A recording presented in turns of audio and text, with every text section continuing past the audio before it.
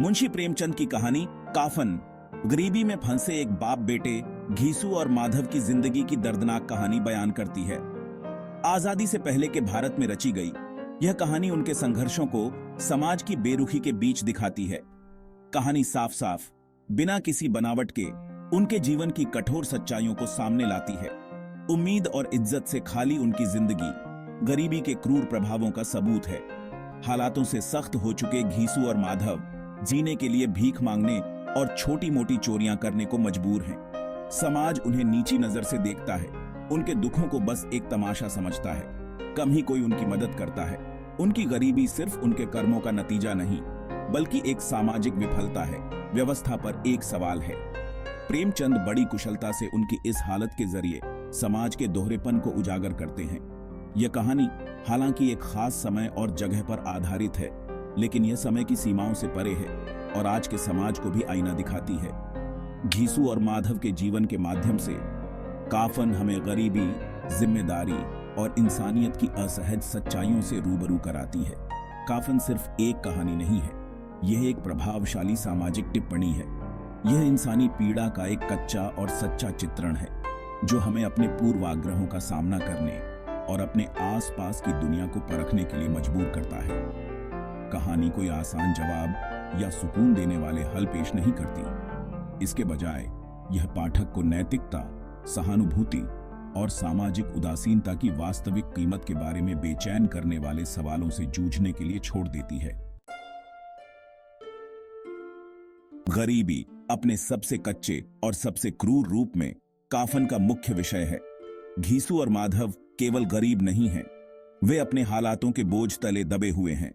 निरंतर अभाव ने उनकी आत्मा को कुचल दिया है। वे समाज के किनारे पर रहते हैं, झूठन के लिए तरसते हैं। उनका जीवन रोज जीने के लिए उनके संघर्ष का सबूत है। हर काम, हर फैसला उनकी भूख मिटाने की बेबसी तय करती है, भले ही इसके लिए उन्हें अपनी नैतिकता से समझौता ही क्यों न करना पड़े। प्रेमचंद उनके अस्तित्व की कठोर सच्चाइयों को दिखाने से नहीं कतराते। वह उनकी भूख, उनके फटे कपड़ों, उनकी टूटी फूटी झोपड़ी की एक स्पष्ट तस्वीर पेश करते हैं। पाठक को गरीबी के अमानवीय प्रभावों का सामना करना पड़ता है। यह कैसे व्यक्तियों को उनकी गरिमा से वंचित करता है और उन्हें उनकी मूल प्रवृत्ति तक सीमित कर देता है। उनकी गरीबी कोई व्यक्तिगत विफलता नहीं बल्कि एक सामाजिक मुद्दा है। उन सामाजिक ढांचों का नतीजा है जो असमानता को बढ़ावा देते हैं। वे एक ऐसी व्यवस्था का शिकार हैं जो उन्हें अवसरों से वंचित करती है, जो उन्हें निराशा की खाई में धकेलती है। कहानी गरीबी के दुष्चक्र को उजागर करती है। यह कैसे पीढ़ियों को निराशा के जाल में फंसाती है, आशा या तरक्की की गुंजाइश कम छोड़ती है। घीसू और माधव के माध्यम से प्रेमचंद योग्यता के मिथक इस विचार को उजागर करते हैं कि सिर्फ कड़ी मेहनत ही गरीबी से बचने के लिए काफी है। वह दिखाते हैं कि कैसे सामाजिक संरचनाएं गरीबों के खिलाफ उनके लिए अपनी परिस्थितियों से बाहर निकलना लगभग असंभव बना देती हैं। उनकी कहानी गरीबी की व्यापकता और मानव जीवन पर इसके विनाशकारी प्रभाव की एक कठोर याद दिलाती है। काफन उन नैतिक दुविधाओं पर एक तीखी रोशनी डालती है जो अत्यधिक गरीबी से उत्पन्न होती हैं।